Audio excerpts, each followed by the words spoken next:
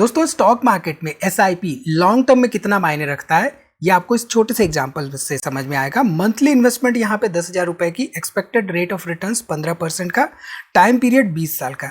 तो यहाँ पे टोटल कॉर्पस 1,32,00,000 का बन जाता है। अब 10,000 रुपए बहुत लोगों के लिए बहुत ज़्यादा होता होगा। ऐसे में अगर मात्र 5,000 रुपए से हम देखें और एनुअल स्टेप अप की बात करें, 10% हर साल की, एक्सपेक्टेड रिटर्न्स वही रहे, 10 ईयर वही रहे, तो यही अमाउंट 1,24,00,000 के आसपास बनता हुआ दिखाई दे रहा है। अब क्या इस तरह की चीजें संभव है ईटीएफ्स यानी कि एक्सचेंज ट्रेडेड फंड से? बात करेंगे डिटेल में इस वीडियो में। सिल्वर ईटीएफ, गोल्ड ईटीएफ के बारे में हम डिस्कशन नहीं करेंगे क्योंकि उसके बारे में हम डिस्कशन किया करते थे 2021-2022 के टाइम फ्रेम में। अब सिंस सभी उसके बारे में बातें कर रहे हैं तो बातें करने से यहाँ पे चीजें रिडंडेंट हो जाएंगी। तो वीडियो को यहाँ पे पूरा देखिए और ईटीएफ में इन्वेस्टमेंट के बारे में कुछ नया सीखिए। नमस्कार दोस्तों, मैं उमेश त्रिपाठी आपका स्वागत करता हूं स्टॉक फॉर रिटेल पर, स्टॉक मार्केट से जुड़ी एक नई जानकारी के साथ। अब ईटीएफ एंड म्यूचुअल फंड्स, मैंने म्यूचुअल फंड्स की एसआईपी आपको क्यों दिखाई, आपको आगे डिटेल में समझ में आएगा। इस वीडियो में हम म्यूचुअल फंड्स और ईटीएफ्स के बारे में डिफरेंसेस एक्सप्लेन करके आपको बोर नहीं करने वाले हैं। उसके बारे में हमने ऑलरेडी डिस्कशंस कर रखे हैं, आप हमारी पुरानी वीडियोस देख सकते हैं और सीख सकते हैं कि इन दोनों के बीच में डिफरेंसेस क्या होते हैं। आपको जस्ट रिवीजन के तौर पे बता देता हूँ कि जो ईटीएफ्स होते हैं उनको हम ट्रेड कर सकते हैं स्टॉक मार्केट में, एक्सचेंजेस पर, एनएससी या बीएसई पर, एंड ये स्टॉक्स की तरह काम करते हैं, यानी कि स्टॉक्स की तरह हम इनको बाई एंड सेल कर सकते हैं। ठीक है, चलिए अब यहाँ पे आपको सिंस स्टॉक्स के बारे में मैंने बताया तो आपको बताता हूँ निफ्टी 50 के बारे में। अब निफ्टी 50 क्या है? 50 कंपनियों का एक इंडेक्स है, राइट। अब यहाँ पे अगर हम ध्यान दें तो निफ्टी 50 में जनरली जब जब मार्केट में क्रैशेस हुए हैं तब निफ्टी 50 में यहाँ पे आपको करेक्शन या क्रैश देखने को मिला, चाहे वो कोविड की सिचुएशन हो, चाहे वो रिसेंटली देखें तो 2020 सितंबर 2024 के बाद की गिरावट हो, एंड इवन 2022-2023 में जब वॉर जैसी सिचुएशन हुई थी तब की गिरावट हो। तो आप देखिए यहाँ पे 1 2 3 4 5 6 ऐसे इंस्टेंसेस देखने को मिल रहे हैं 2009 के बाद से, जिसमें कि मार्केट में या तो करेक्शन हुई है या तो क्रैश जैसी सिचुएशन देखने को मिली है। अब कोई अगर एसआईपी की बात करता है तो एसआईपी का मतलब क्या होता है? सिस्टमैटिकली हर महीने कुछ particular amount, 500, 1000, 5000, 10,000, based on our financial planning, कुछ सर्टेन अमाउंट मार्केट में इन्वेस्टमेंट करना। अब म्यूचुअल फंड में जब हम इन्वेस्टमेंट करते हैं तो वहाँ पे एक सर्टेन स्कीम होती है, उस स्कीम में हमें एक सर्टेन एनएवी पर सर्टेन यूनिट्स परचेज करना होता है हर महीने, और हम ये करते हैं, हमें वहाँ पे ये नहीं पता रहता है कि हमारा जो इन्वेस्टेड अमाउंट है वो किस तरह से यूज किया जा रहा है, यूटिलाइज किया जा रहा है इन्वेस्टमेंट के लिए। अब यहाँ पे ईटीएफ जो होता है, ईटीएफ काम तो करता है म्यूचुअल फंड की तरह, लेकिन वो लिस्टेड रहता है एक्सचेंजेस पर, यानी कि हम सर्टेन स्टॉक्स को जैसे बाई या सेल करते हैं बिल्कुल उसी तरीके से हम ईटीएफ्स को भी बाई या सेल कर सकते हैं।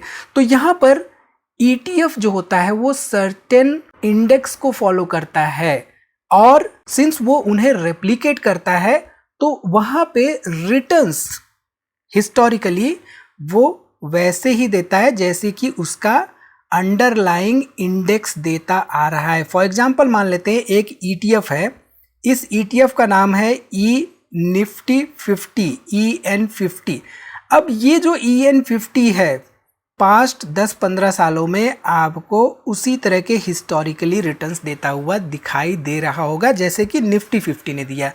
हालांकि historical returns does not mean कि फ्यूचर में भी वही हो, बट सिंस हम यहाँ पे हिस्टोरिकल डाटा की एनालिसिस कर रहे हैं तो हम ये देख रहे हैं कि जो निफ्टी 50 एक सर्टेन इंडेक्स है, ये एग्जाम्पल के तौर पर हम ले रहे हैं, निफ्टी 50 एक सर्टेन इंडेक्स है तो उसको रेप्लिकेट करता हुआ दिखाई देगा EN50 जो कि निफ्टी 50 का ETF है। ठीक है, इसी तरह निफ्टी नेक्स्ट 50 क्या है? 50 कंपनियों के बाद जो बाकी 50 कंपनियां आती है based on free float market capitalisation, वो कंपनियां अगेन यहाँ पे भी आप देखेंगे सेम, आपको जो जहां गिरावटें आपको देखने को मिली थी निफ्टी 50 में, बिल्कुल उसी तरह की गिरावटें आपको देखने को मिल रही हैं यहाँ पे निफ्टी नेक्स्ट 50 में। तो एक बात हमें यहाँ पे समझ में ये आ रही है कि जो हमारे ETFs होते हैं वो किसी न किसी सर्टेन थीम को या किसी न किसी सर्टेन इंडेक्स को रेप्लिकेट कर रहे होते हैं। ये एक तरह से पैसिव इन्वेस्टमेंट होती है इक्विटीज में, ठीक है। सो अगर हम निफ्टी 50 की बात करें तो सर्टेन यहाँ पे जैसे कि आप अपनी स्क्रीन पे देख सकते हैं, निपॉन इंडिया ETF निफ्टी 50 बीज है, जिरोधा निफ्टी 50 ETF है, आदित्य बिरला सन लाइफ निफ्टी 50 ETF है। तो इस तरह के कई सारे ETFs हैं एक्सचेंजेस पर जो कि निफ्टी 50 को रेप्लिकेट करते हुए दिखाई देते हैं, ठीक। सो जनरली हम इन्वेस्टर्स क्या करते हैं, हम इन्वेस्टर्स स्टॉक्स को चेंज कर रहे होते हैं, स्टॉक्स की फंडामेंटल एनालिसिस करके डिसीजन मेकिंग कर रहे होते हैं वेदर उसमें इन्वेस्टमेंट करना है या नहीं। तो वहाँ पर हमारे लिए बहुत ज़्यादा डिफिकल्टी होती है। ऐसे में जो ETFs होते हैं, ETFs में एक तरह से पैसिव काइंड ऑफ इन्वेस्टमेंट होता है स्टॉक्स में ही, बट वहाँ पे हमें पोर्टफोलियो कंस्ट्रक्शन की ज़्यादा झंझट नहीं होती है। तो यहाँ पर हम जो 5 ETFs के बारे में बात कर रहे हैं, 5 ETFs फॉर लाइफ, लाइफ का मतलब यहाँ पे एटलीस्ट 10, 15, 20 साल होता है। और हम यहाँ पे देख रहे हैं कि निफ्टी 50 हो, निफ्टी नेक्स्ट 50 हो, या स्मॉल कैप इंडेक्स हो या मिड कैप इंडेक्स हो, इंडेक्सेस बेसिकली लॉन्ग टर्म में हमें हायर हाइज हायर लोज वाले रिटर्न्स देते रहे हैं। सो ETFs भी उन्हीं को रेप्लिकेट करते हुए दिखाई देते हैं, ठीक है। अब यहाँ पे बात आती है कि ज्यादातर जो इन्वेस्टर्स होते हैं वो ETFs को इग्नोर क्यों कर देते हैं। देखिए, पहली बात तो ETFs में एक्साइटमेंट नहीं आता है, ETFs में बहुत बोरिंग लगता है इन्वेस्टमेंट करना, और उसके प्राइसेस हम देखें तो हिस्टोरिकली सर्टेन इंडेक्स को फॉलो कर रहे होते हैं एंड उनके फंड मैनेजर्स नहीं होते हैं। सिंस ये पैसिव काइंड ऑफ इन्वेस्टमेंट होता है, सर्टेन इंडेक्स या थीम्स को रेप्लिकेट करता है, तो यहाँ पे एक्टिवली फंड मैनेज करने की जरूरत नहीं होती है। But as we know, long term wealth जो बिल्ड की जाती है वो कंसिस्टेंसी, डिसिप्लिन और लो कॉस्ट पे मैनेज की जाती है। तो यहाँ पे हमने निफ्टी 50 के बारे में स्टडी की, राइट। निफ्टी 50 का जो ETF हमने देखा, मान लीजिए निफ्टी बीज है, तो इस तरह के ETFs क्या करते हैं, ये टॉप 50 कंपनीज को ट्रैक करते हैं, साथ ही साथ इनमें हाई लिक्विडिटी होती है, इनके एक्सपेंस रेशियोज एक्सट्रीमली लो होते हैं। अब एक्सपेंस रेशियो क्या होता है आगे आपको क्लियरली समझ में आएगा। अब आपको देखने में लग रहा होगा कि भाई स्टॉक मैं बाई कर रहा हूँ, एज ए स्टॉक आप बता रहे हैं, बट एक्सपेंस रेशियो कैसे आ रहा है यहाँ पे, ये तो म्यूचुअल फंड वाली बात हो गई। तो इसलिए सारी बातें समझ में आनी चाहिए, तब हमें पता होता है कि हम कहाँ पे इन्वेस्टमेंट कर रहे हैं और क्यों कर रहे हैं, ठीक है। जहां तक रही बात निफ्टी नेक्स्ट 50 ETF की, तो निफ्टी नेक्स्ट 50 के जो ETFs होते हैं, जो कंपनियां होती है बेसिकली निफ्टी नेक्स्ट 50 में 50, 51 से लेके 100 तक वाली कंपनियां, वो एक तरह से देखें तो फ्यूचर में निफ्टी 50 के पार्ट बनने के उनके पोटेंशियल होते हैं एंड ये हमारी पोर्टफोलियो को एक तरह से ग्रोथ इंजन प्रोवाइड कर सकते हैं, ठीक है। सो फॉर एग्जांपल यहाँ पे ICICI prudential Nifty next 50 ETF जो है, यहाँ पे आप देखिए तो आप देख सकते हैं कि इसका जो एक्सपेंस रेशियो है वो 0.1% है। अब एक्सपेंस रेशियो का मतलब जब म्यूचुअल फंड्स में इन्वेस्टमेंट करते हैं तो वहां पे फंड मैनेजर्स मैनेज कर रहे होते हैं, राइट। तो मैनेज करने का उनकी जो सैलरीज वगैरह होती है वो सब चीज़ें एक्सपेंस रेशियो के अंडर में हमसे ले ली जाती हैं एक्स्ट्रा पेमेंट के तौर पर, उसी में इंक्लूड रहती है हालांकि। बट यहाँ पे सिंस एज ए स्टॉक हम इन्वेस्टमेंट कर रहे हैं सर्टेन ETFs में, ये जस्ट एग्जाम्पल के पर्पज से है, तो यहाँ पे क्या है कि वो जो ETF के प्राइस है उसमें एकोमोडेट होते हैं एक्सपेंस रेशियो के चार्जेस, ठीक है। साथ ही साथ यहाँ पे ट्रैकिंग एरर 0.05% है। अब ये ट्रैकिंग एरर क्या होता है, ये सिंस एक सर्टेन इंडेक्स को फॉलो कर रहा है, तो इंडेक्स मान लीजिए 10 मूव कर रहा है, तो ये वाला पर्टिकुलर ETF जिसकी हम बात कर रहे हैं ये इतने एरर के साथ मूव कर सकता है। तो ये ट्रैकिंग एरर यहाँ पे 0.05% है। यहाँ पे प्राइस टू अर्निंग रेशियो 21.58 के आसपास है, एसेट अंडर मैनेजमेंट 2000 करोड़ रुपए के आसपास है एंड साथ ही साथ यहाँ पे अगर हम ध्यान दें तो एक साल में मंथली SIP यहाँ पे देखिए तो करीब करीब 6% का रिटर्न्स देती हुई दिखाई दे रही, 3 साल में 30% और 5 साल में करीब करीब 48% का रिटर्न्स देती हुई दिखाई दे रही। अब ये हिस्टोरिकल रिटर्न्स है, हिस्टोरिकल रिटर्न्स का मतलब जरूरी नहीं कि फ्यूचर में भी ऐसा हो।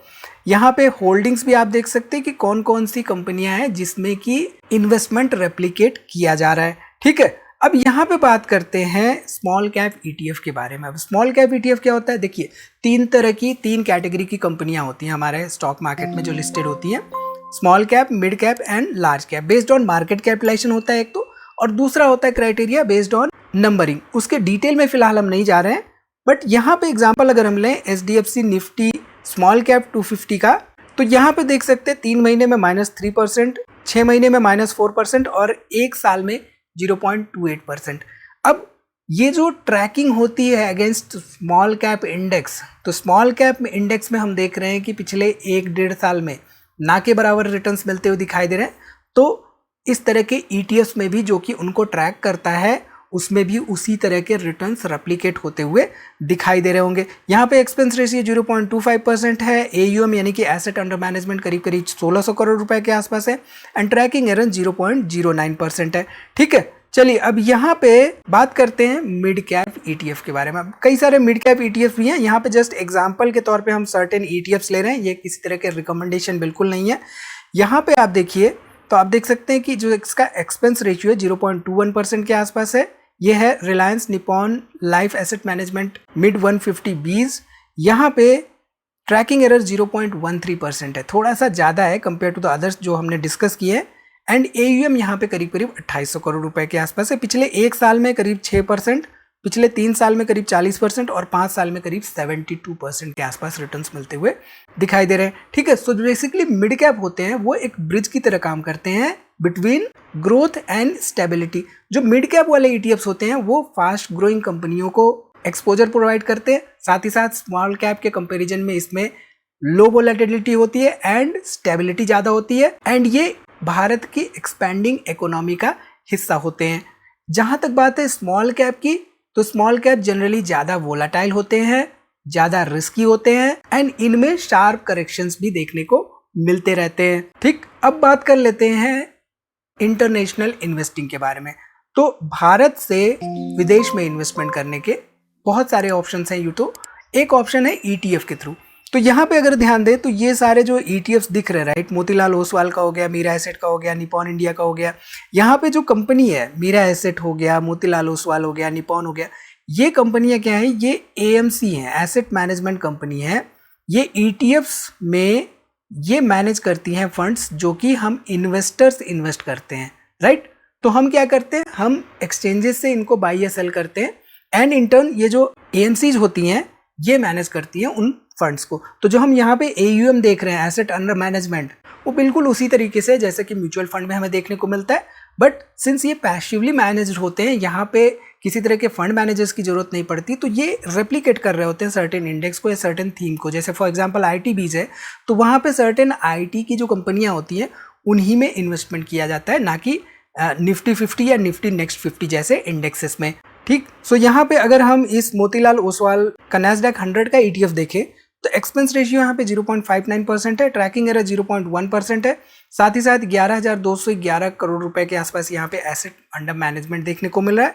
अगर हम देखें 1 साल में तो यहाँ पे करीब 14% के रिटर्न्स रहे हैं, 3 साल में करीब 65%, 5 साल में करीब 63% के आसपास यहाँ पे रिटर्न्स देखने को मिल रहे हैं। ठीक, सो यहाँ पे सिंपल लॉजिक है कि जो ETFs होते हैं, यहाँ पे जैसे हमने 5 एग्जाम्पल बात की है ETFs के बारे में, तो जनरली जैसे हम 5,000 10,000 रुपए का इन्वेस्टमेंट करने का प्लान करते हो तो आपका ब्रोकर अगर आपको प्रोवाइड कर रहा है SIP का ऑप्शन, जैसे कि ग्रो के केस में वहाँ पे SIP का ऑप्शन रहता है सर्टेन ETFs में, तो उस ऑप्शन के through stability, growth, aggression and even global hedging जैसे ऑप्शंस हमारे पास रहते हैं ETFs के इन्वेस्टमेंट के through. So ETFs means no stock picking, no market timing and just structured investing. I hope यहाँ पे आपको बहुत सारी जानकारी मिली होगी ETFs के बारे में। कोई भी सवाल हो इससे रिलेटेड तो कमेंट जरूर करिए, वीडियो को लाइक करिए, दोस्तों में शेयर करना ना भूलिए। मिलते हैं अगली वीडियो में इसी तरह की एक नई जानकारी के साथ। तब तक आप हमारी दूसरी वीडियोस देखते रहिए और अपना बहुत ख्याल रखिए।